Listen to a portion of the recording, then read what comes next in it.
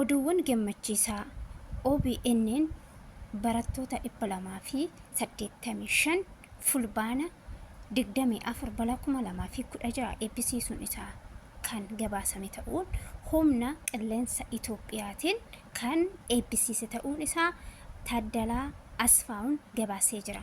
Jaalatamtoota fi kabajamtoota hordoftoota Fayyisee Mangistuu kan taatan hunduma keessanii bakka jirtanitti nageenyi fi jaalalli Waaqayyoo isiniif haa baay'atu isiniin jecha har'ammoo viidiyoo biraa qabadhee isiniif dhiyaadhee jira. Hanga dhuma viidiyoo kiyyaatitti akkana wajjin turtan jaalalaa fi kabajaan isin gaafadha. Warroonni maatii Fayyisee taatan viidiyoo kiyya sheer godhuudhaan koomentii laayikii jabaadhu warri jettan guddaa galatooma galata qabdan isiniin jechuun barbaada. Har'ammoo viidiyoo biraa qabadhee isiniif dhiyaadhee jira. Hanga dhuma viidiyoo kiyyaatitti na wajjin turaadha.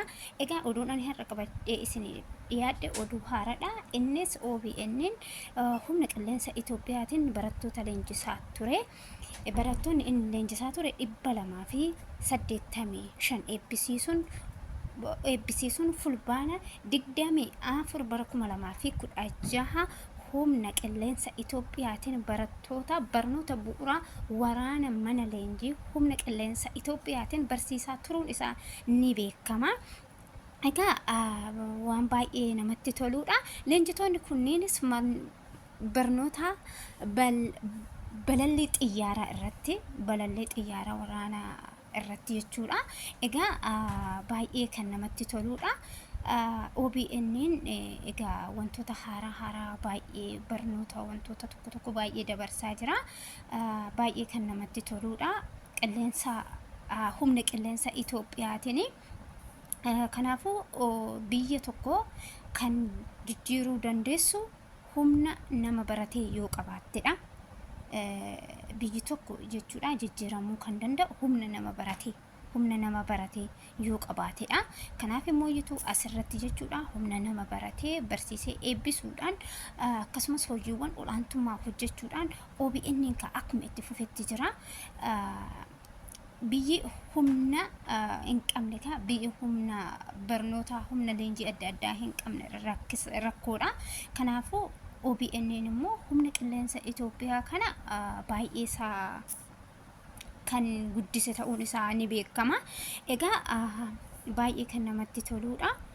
Itoophiyaan kana bu'uura godhachuudhaan hojiiwwan humna nama baratee irratti xiyyeeffatee hojjechaa jiraachuun isaa kan beekamu ta'uun isaa ni ibsama. Egaa baay'ee kan namatti toludha. Oduun dabalataa immoo ayyaana irreechaati. Ayyaana irreechaa har'a boruudha. Egaa akka turametti jechuudha. Bara kana keessatti ayyaanni irreechaa haala adda ta'een viidiyoo duraatirra isiniif hojjedheera. Ammas immoo jechuudha oduuwwan miksii wal keessa qabadhee waan isiniif dhiyaadheef isiniif dabale jechuudha. Kanaaf ayyaanni irreechaa bara kana haala adda ta'eedhaan kan qophaa'e ta'uun isaa miidiyaa adda addaa irratti Finfinnee guutuu irratti akkuma argaa jirtanii ayyaanni irreechaa kun kan ilaallatu Oromoo qofa. Nuyi saba biraa Finfinnee asii jechuu osoo hin ta'in Oromoon akkanatti jabaatee ayyaana irreechaa haala kanaan dabarsuun isaa baay'ee Oromoota hundanuu gammachiisee jira. Hundanuu gammannee jirra bakka gammaddanii ayyaanni irreessa bara kanaa ka baay'ee adda kan ta'e. Kanaafuu baay'ee kan namatti toludha. Artistoonni keenya qaqqaaliiwwan Oromoo muuziqaawwan sirboota adda addaa shubbisoota adda addaa aadaawwan adda addaatiin qabatee isiniif dhiyaachuun isaa akka itti fufetti jira. Ayyaanni irreechaa har'a boruudha. Har'a boru wajjumaan ayyaana irreechaa daawwachaa kan ooluu fi kan turru ta'a. Egaa viidiyoon ani har'a qabadhee isiniif dhiyaadhe asumarrattiin xumura. Viidiyoo biraatiin hanga walitti deebinutti nagaan naa turaadha. Baay'een isin jaaladha, baay'een isin kabaja. Viidiyoo biraatiin hanga walitti deebinutti nagaan naa tura. Ayyaanni irreechaa ayyaana gaarii isiniif haa ta'u.